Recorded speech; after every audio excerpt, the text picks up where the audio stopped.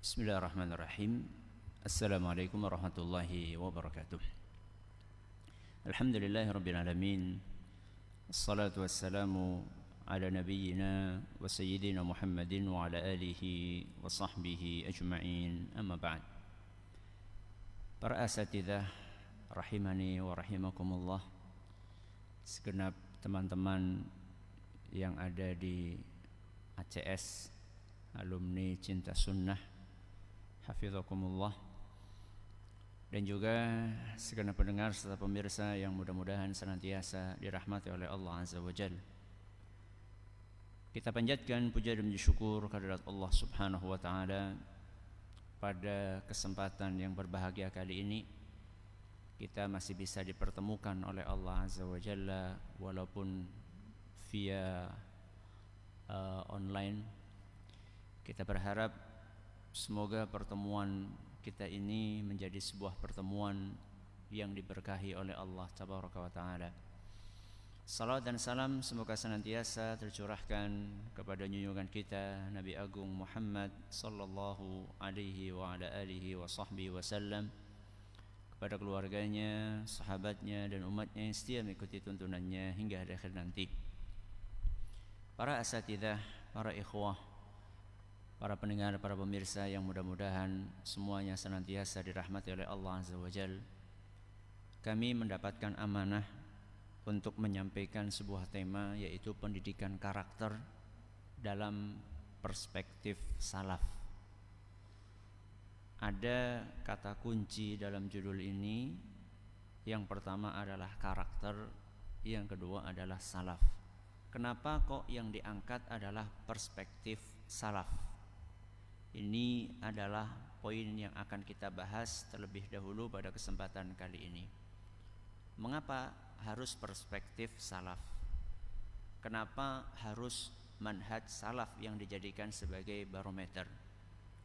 Yang pertama adalah karena mutunya terjamin. Karena mutunya terjamin. Bahkan sangat terjamin. Karena yang menjamin mutunya adalah Allah Subhanahu wa taala dan Rasulullah sallallahu alaihi wasallam. Kita tahu persis bahwa jaminan itu tergantung siapa yang menjamin. Jaminan itu tergantung siapa yang menjamin. Ketika jaminan itu datang dari sosok yang tidak mungkin salah jaminannya dan tidak mungkin bohong dalam penjaminan tersebut, maka tentu jaminan tadi menjadi jaminan yang sangat kita percaya. Nah, kualitas dan mutu para salaf itu jaminannya dari Allah Azza wa Jalla, yang tidak mungkin salah, tidak mungkin keliru, dan tidak mungkin berdusta. Sebagaimana yang Allah firmankan antara lain dalam surat At-Taubah ayat 100, was-sabiqunal awwaluna minal muhajirin wal ansar walladzina ittaba'uuhum bi ihsan radhiyallahu anhum wa radu an. Ayat ini sedang membahas tentang para sahabat Nabi sallallahu alaihi wasallam, generasi awal, generasi salaf pertama umat ini. Was-sabiqunal awwalun, dan orang-orang yang terdahulu masuk ke dalam Islam, minal muhajirin wal ansar, dari kalangan muhajirin dan ansar, walladzina taba'uuhum bi ihsan, dan manusia-manusia yang setia untuk mengikuti mereka dengan baik, radhiyallahu anhum wa radu'an. Allah ridho kepada mereka dan mereka ridho kepada Allah. Ini yang perlu digarisbawahi, jaminan mutu dan kualitas para sahabat Nabi SAW dan orang-orang yang setia mengikuti ajaran mereka, bahwa Allah ridho kepada mereka. Sudah cukup ya. Tidak mungkin Allah Subhanahu wa ta'ala meridhoi sesuatu yang tidak berkualitas. Mustahil. Jaminan dari Nabi SAW, hadis yang kita hafal semua, riwayat Bukhari dan Muslim, khairun nasi qarni thumma alladhina yalunahum, thumma alladhina yalunahum. Sebaik-baik generasi adalah generasiku, kemudian generasi berikutnya, dan generasi berikutnya lagi. Inilah yang biasa diistilahkan dengan golden age, ya, generasi yang memiliki kualitas terbaik dari umat ini. Kenapa kita harus perspektif salaf? Karena satu, mutunya terjamin, bahkan sangat terjamin, karena jaminannya langsung dari Allah Azza wa Jalla dan Rasulnya Sallallahu Alaihi Wasallam. Yang kedua, kenapa kita mesti mengkaji manhaj salaf dalam pendidikan karakter ini? Yang kedua alasannya karena terbukti berhasil. Terbukti berhasil. Dan sudah menelurkan manusia-manusia hebat sepanjang zaman. Bahkan di usia mereka yang masih belia, Zaid bin Thabit rahimahullahu ta'ala, beliau di usia 11 tahun, di usia 11 tahun beliau bisa menguasai bahasa Ibrani, bisa menguasai bahasa Ibrani hanya dalam 17 hari. Bahasa Ibrani itu bahasanya orang Yahudi yang terkenal susah mempelajarinya, susah menguasainya. Ternyata oleh Zaid bin Thabit, muridnya Rasulullah SAW, salah satu murid Nabi SAW, menguasainya hanya dalam 17 hari. Kita belajar bahasa Inggris berapa hari? Bertahun-tahun, ya.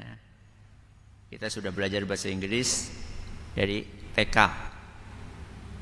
SD, SMP, SMA, S1, S2 pun masih ada belajar bahasa Inggris. TOEFL-nya masih gitu-gitu aja. Bisanya what's your name dan seterusnya. Zaid bin Thabit, ya, hanya dalam 17 hari. Ini bukti pendidikan Nabi SAW sudah terbukti berhasil.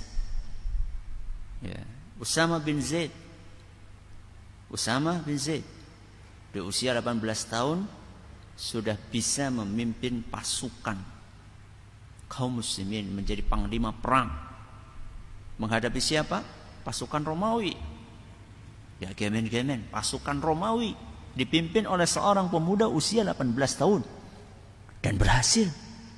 Ya, dan berhasil. Begitu karakter yang dibangun oleh Nabi kita Muhammad SAW kepada para sahabatnya. Ya. Umar bin Abdul Aziz di usia 23 tahun beliau dipercaya menjadi gubernur Madinah di usia 23 tahun. Ya. Imam Syafi'i di usia 15 tahun sudah diangkat menjadi mufti. Masalah-masalah kembali kepada beliau, masalah-masalah agama. Usia 15 tahun. Kalau sekarang usia 15 tahun apa? Main HP. Ya. Jadi kenapa perspektif salaf? Yang kedua, karena terbukti berhasil. Yang ketiga, karena seimbang antara teori dengan praktek. Seimbang antara teori dengan praktek. Bukan hanya menonjolkan teori yang susah dipraktekkan, juga bukan hanya praktek tanpa teori, asal nyoba, trial and error. Enggak. Ya. Yang dipraktekkan oleh para salaf adalah sebuah pola yang bersumber dari Al-Quran dan Sunnah. Dan Al-Quran dan Sunnah itu diturunkan oleh Allah Azza wa Jalla untuk dipahami dan untuk diaplikasikan. Sehingga wajar, sehingga pendidikan karakter dalam perspektif salaf itu seimbang sekali dalam teorinya dan juga prakteknya. Ini alasan kenapa mesti kita membahas perspektif salaf dalam pendidikan karakter. Nah, itu adalah kata kunci yang pertama, yaitu salaf. Yang kedua, karakter. Karakter itu bukan kosakata Arab. Karakter bukan kosakata Arab. Sebagian penulis menyebutkan bahwa karakter itu adalah bersumber dari bahasa Yunani. Bersumber dari bahasa Yunani. Yang asli maknanya adalah mengukir. Asli maknanya adalah mengukir. Kemudian didefinisikan oleh kamus besar bahasa Indonesia, didefinisikan dengan tabiat, sifat-sifat kejiwaan, akhlak atau budi pekerti. Sehingga kalau misalnya kita lihat definisinya, baik yang ada di KBBI maupun yang ada di sumber-sumber yang lainnya, maka kalimat atau kata yang paling mirip dalam bahasa Arab untuk kata karakter ini yang bukan bahasa Arab, yang paling mirip padanannya atau yang mendekatinya adalah akhlak. Ya, adalah akhlak. Sehingga apa yang akan kita bahas setelah ini, karakter, itu akan banyak mengkaji tentang akhlak, ya, pendidikan akhlak yang diistilahkan oleh banyak pemangku kebijakan di negeri kita ini dengan karakter. Cakupan karakter. Apa cakupannya? Secara garis besar, pendidikan karakter dalam perspektif salaf cakupannya ada dua. Yang pertama adalah karakter kepada Allah, yang kedua adalah karakter kepada makhluk. Ini salah satu yang membedakan antara pendidikan karakter yang digaung-gaungkan oleh orang-orang yang jauh dari agama dengan pendidikan karakter yang diusung oleh kaum muslimin. Terjadi ketimpangan besar dalam pemahaman karakter di benak orang-orang yang jauh dari agama. Ya. Akhlak di benak mereka itu hanya identik terhadap sesama saja. Sedangkan di dalam agama kita, pendidikan akhlak atau karakter itu cakupannya secara garis besar ada dua. Yang pertama adalah akhlak atau karakter kepada Allah, yang kedua adalah karakter kepada makhluk. Dan kita akan bahas satu persatu dari dua poin besar ini. Yang pertama adalah karakter kepada Allah. Karakter kepada Allah, kalau kita perhatikan dari nas-nas yang ada, itu akhlak kita kepada Allah diwujudkan dalam 3 poin. Yang pertama adalah sejauh apa kita patuh terhadap aturan Allah. Ini yang pertama. Yang kedua, sejauh mana kita percaya dengan berita yang bersumber dari Allah. Dan yang ketiga adalah sejauh mana kita pasrah untuk menerima takdir Allah. Kalau kita mau mengukur semulia apa akhlak kita kepada Allah, sebagus apa karakter kita kepada Allah, maka ukurannya sekurang-kurangnya ada 3 yang tadi saya sampaikan. Seberapa kita patuh kepada aturan Allah, yang kedua seberapa kita percaya dengan berita yang bersumber dari Allah, dan yang ketiga adalah seberapa kita pasrah menerima takdir Allah. Yang pertama adalah patuh atau tidak terhadap aturan Allah. Bagaimana seorang akan dianggap beradab? Bagaimana seorang akan dianggap berakhlak kepada Allah seandainya ada aturan Allah dia langgar, bahkan dia protes? Ya. Apa mungkin seorang murid dianggap berakhlak kepada gurunya ketika gurunya memberikan sebuah arahan A, muridnya malah mengatakan B? Ketika gurunya mengatakan C, malah muridnya mengatakan D. Bagaimana mungkin seorang manusia dikatakan berakhlak kepada Allah saat Allah Subhanahu wa ta'ala mengatakan halal, kemudian manusia tadi justru mengatakan haram? Ketika Allah Subhanahu wa ta'ala mengatakan haram, manusia tadi justru mengatakan halal. Orang yang seperti ini tidak beretika kepada Allah Subhanahu wa taala. Ini yang pertama, akhlak kita kepada Allah. Yang kedua, akhlak kita kepada Allah, karakter sikap kita kepada Allah akan dianggap mulia ketika kita percaya dengan berita yang bersumber dari Allah. Berita yang bersumber dari Allah itu bisa tentang sesuatu yang telah terjadi, atau sesuatu yang sedang terjadi, atau sesuatu yang akan terjadi. Ya, fi'il madhi, ya, dan fi'il mudhari', ya, sesuatu yang telah terjadi, atau sesuatu yang sedang terjadi, atau sesuatu yang akan terjadi. Semuanya kita terima, karena tidak mungkin Allah Subhanahu wa taala berdusta saat menyampaikan berita-berita tadi. Kemudian yang ketiga, karakter kita kepada Allah diukur dari seberapa kita pasrah dalam menerima takdirnya. Seberapa kita ridho saat menerima takdir Allah, baik itu takdir yang enak maupun yang tidak enak. Sehat, sakit, ya, kaya, miskin, rizki lancar, rizki seret, lamaran diterima, lamaran ditolak, ya, sejauh mana kita ridho menerima takdir Allah, disitulah akan terlihat karakter kita kepada Allah. Sekarang kita berpindah ke poin yang kedua, yaitu karakter kepada makhluk. Karakter kepada makhluk ini, secara garis besar, makhluk itu ada dua, manusia dan selain manusia. Inilah hebatnya pendidikan karakter dalam agama kita. Ya, cakupannya bukan hanya kepada sesama manusia.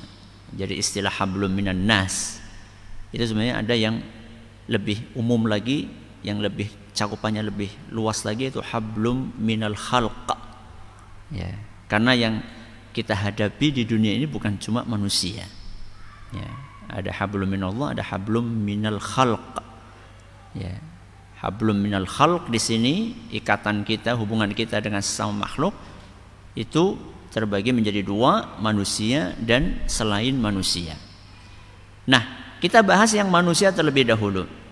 Manusia ini nanti terbagi menjadi dua, diri sendiri, kemudian orang lain. Kita tertuntut untuk berakhlak sebelum kepada orang lain, kepada diri kita sendiri dulu. Ya. Seberapa kita menghargai tubuh kita, seberapa kita menghargai otak kita, seberapa kita menghargai perut kita.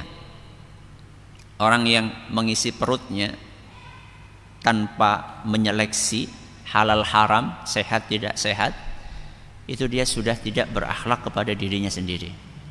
Ya. Orang yang tidak menyeleksi apa yang dilihat oleh matanya, apa yang didengar oleh telinganya, apa yang terlintas, apa yang dipikirkan oleh otaknya, orang yang tidak menyeleksi itu semua berarti dia tidak berakhlak kepada dirinya sendiri.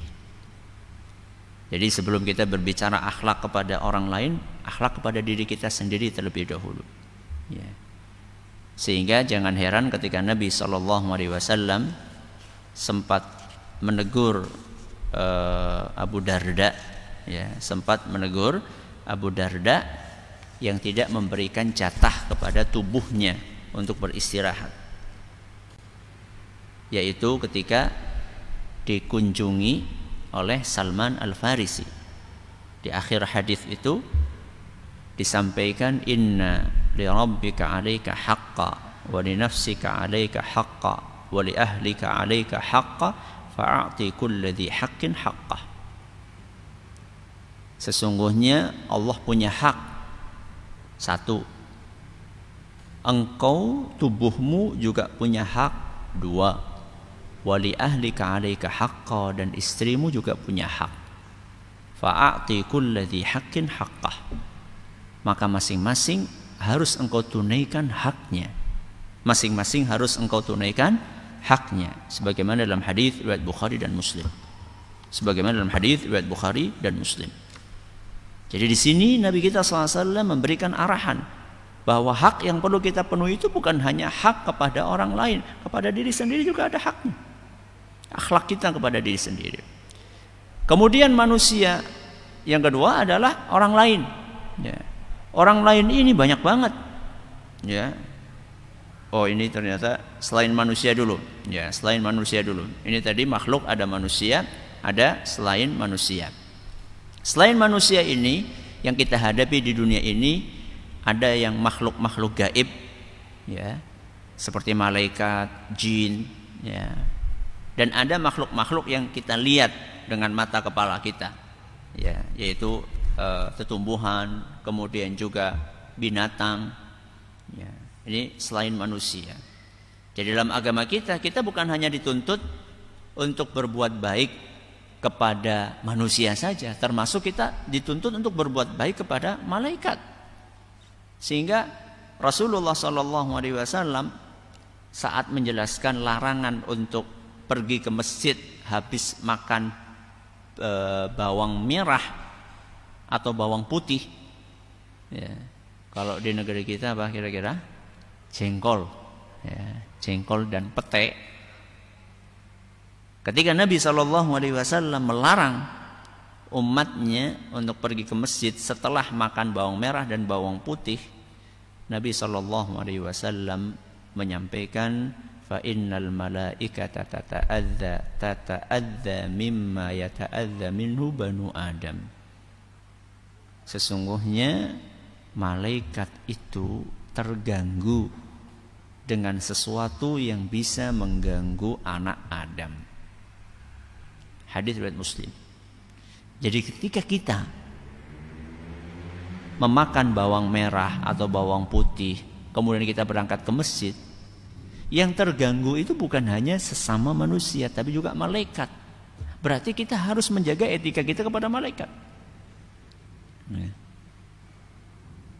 Dan ajaibnya, etika kita ini, karakter atau akhlak kita itu bukan hanya kepada malaikat saja, yang jelas-jelas makhluk mulia. Kepada jin pun demikian, sehingga kita tidak boleh beristinja, ya, dengan tulang. Salah satu alasannya kata Rasul sallallahu alaihi wasallam, fa innahuma ta'amu ikhwanikum. Fa innahuma ta'amu ikhwanikum. Sesungguhnya, ya, tulang dan juga kotoran hewan itu adalah merupakan makanan saudara-saudara kalian dari kalangan jin. Hadis riwayat Muslim. Etika kita kepada jin diatur. Ya. Etika kepada binatang juga demikian. Kalau nyembelih hewan, usahakan pisaunya yang tajam. Padahal sama-sama mati. Ya. Pakai tajam atau tidak tajam kan mati. Tapi kalau pakai pisau yang tajam itu lebih cepat, lebih nyaman. Ya. Sebelumnya ketika akan disembelih, dijauhkan dari temannya yang disembelih supaya nggak mati dua kali kan, mati perasaan juga. Ya. Lihat bagaimana etika dalam agama kita. Ya. Ini adalah selain manusia. Baik, sekarang kita lanjutkan pembahasan tentang akhlak kita kepada manusia, yaitu orang lain. Pembahasan tentang orang lain ini panjang banget. Ya, orang lain ini ada Rasulullah SAW, kemudian orang tua, kemudian anak, ada suami atau istri, guru, kemudian pemerintah, rakyat, pembantu, non muslim. Ini masih ada yang lainnya. Masih ada, ya, pihak-pihak lain yang belum saya sampaikan di list ini, di diagram ini, ya, yang mereka berhak untuk kita sikapi dengan karakter yang baik. Ini menunjukkan betapa sempurnanya ajaran Islam, betapa sempurnanya pemahaman tentang pendidikan karakter di dalam agama kita. Sehingga aneh bin ajaib ketika kita perlu mengimpor, ketika kita merasa perlu untuk mengimpor pendidikan karakter dari pihak-pihak yang lainnya, yang justru yang kita miliki itu lebih sempurna.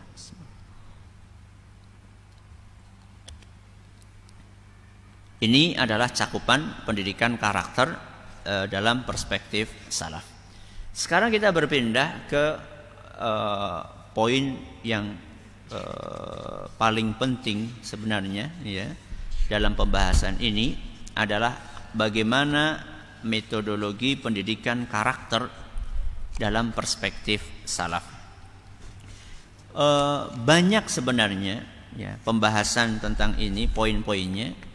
Akan tetapi pada kesempatan yang terbatas ini saya hanya akan menyampaikan 4 poin saja. Mudah-mudahan yang sedikit ini bisa dikembangkan oleh para asatidzah sekalian dan juga para pendengar, para pemirsa. Dan insya Allah 4 poin ini bukan sesuatu yang asing ya, dan apa yang tadi saya sampaikan juga bukan sesuatu yang asing buat para ikhwah sekalian.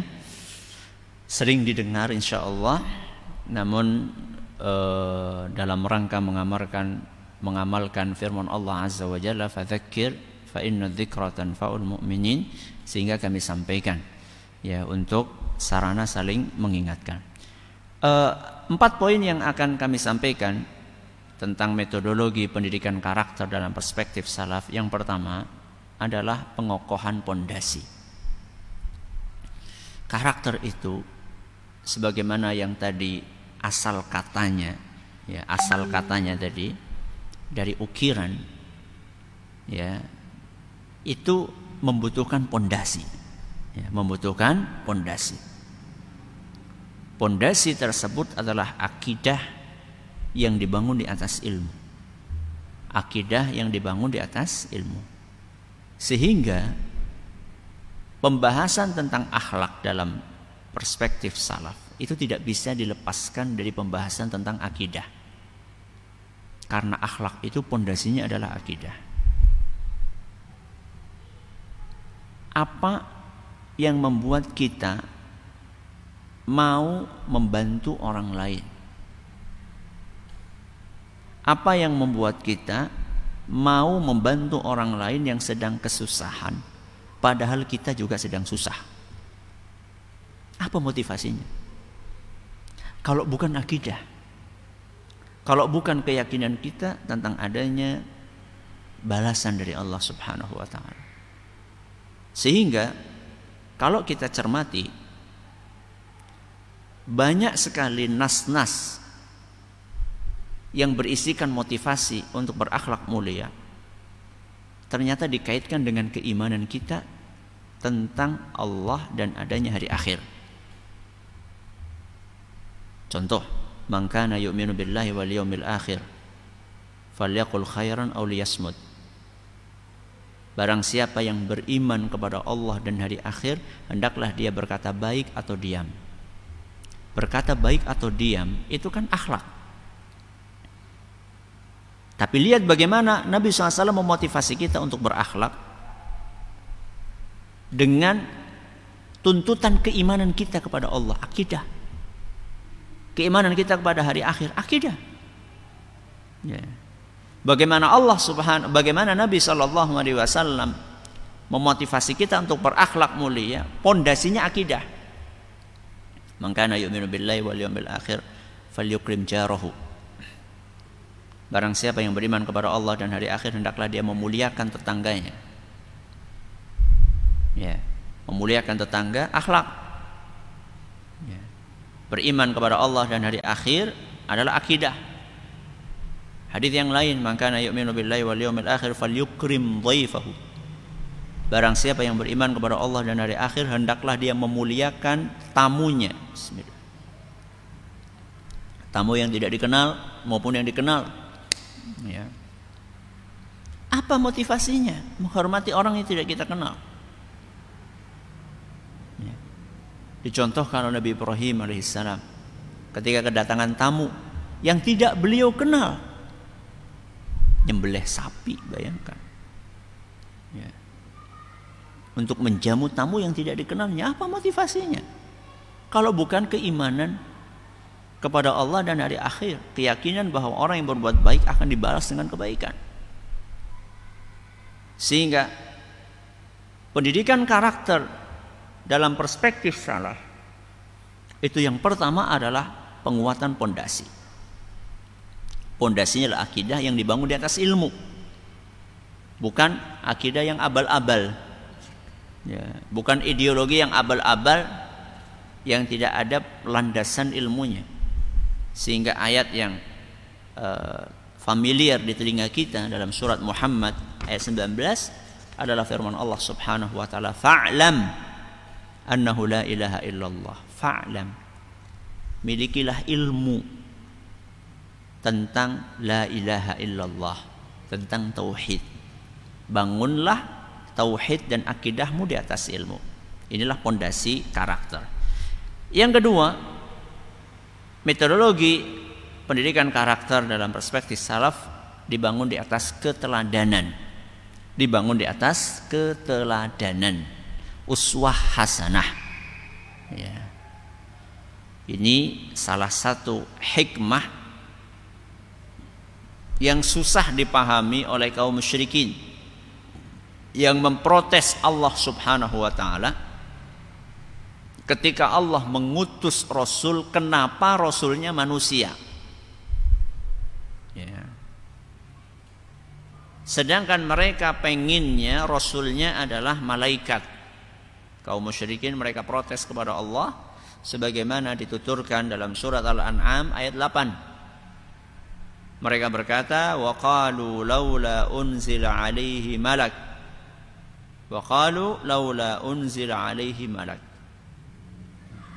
Walau anzalna malakan laqudiyal amru thumma la yunzarun. Mereka berkata, kenapa enggak diturunkan malaikat saja? Ya.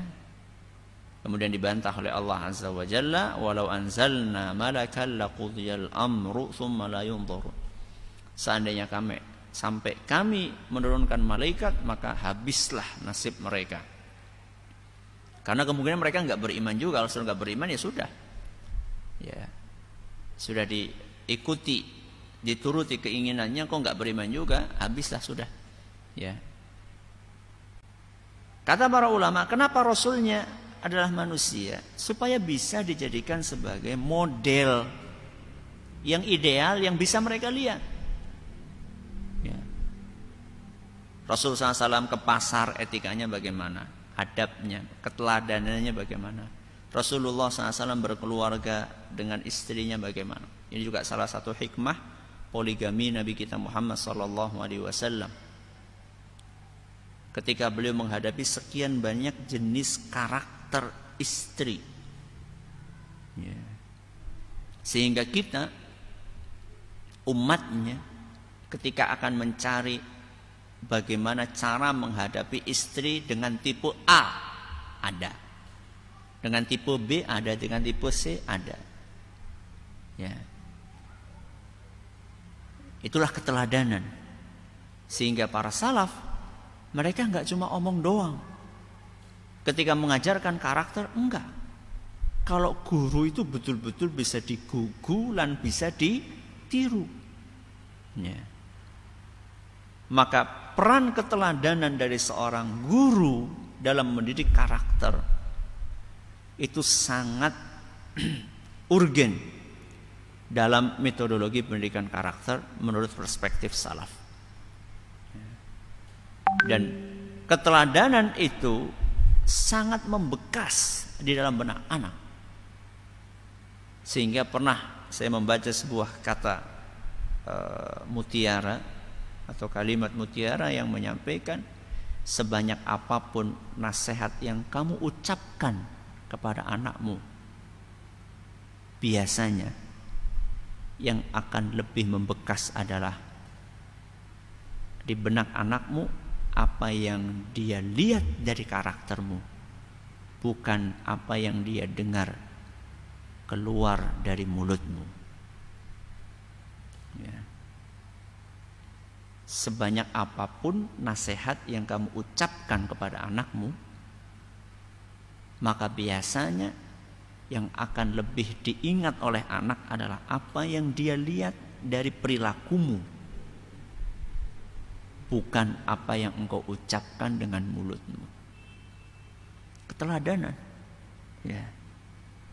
Keteladanan kita sebagai orang tua dalam bertutur kata, keteladanan kita sebagai orang tua dalam bersikap jujur. Ini yang kedua. Kemudian yang ketiga, metodologi pendidikan karakter adalah dibangun di atas pembiasaan. Di atas pembiasaan. Tidak mungkin akhlak itu dibangun dalam 1 hari atau 2 hari. Tadi sudah disampaikan oleh Ustadz Syekh Mudrik hafizahullah ta'ala, mendidik itu bukan mendadak. Yang bagus ya, mendidik ini bukan mendadak. Gak ada yang instan. Gak ada yang instan. Wong mie instan aja makannya gak bisa instan. Ya, mie instan itu makannya gak bisa instan. Mana ada orang makan mie instan itu langsung dengan bungkus-bungkusnya. Tidak mungkin. Itu padahal namanya mie instan. Harus dibuka dulu bungkusnya, harus ngerebus air dulu, masukkan mie, buka bumbunya, dibiarkan beberapa saat. Itu namanya mie instan. Apalagi yang aslinya nggak instan. Tidak mungkin. Ya. Mendidik anak, mendidik santri itu kan bukan seperti memasukkan pakaian kotor ke mesin cuci, keluar sudah bersih. Ya. Itu pun yang keluar dari mesin cuci harus dijemur, harus disetrika, harus kasih pewangi. Ya. Maka pembiasaan. Ya. Pembiasaan. Rasulullah SAW menyampaikan dalam hadis yang diriwayatkan oleh Imam Al-Khatib dalam kitab beliau Tarikh Baghdad, dan hadis ini nyatakan sahih Syekh Al-Albani.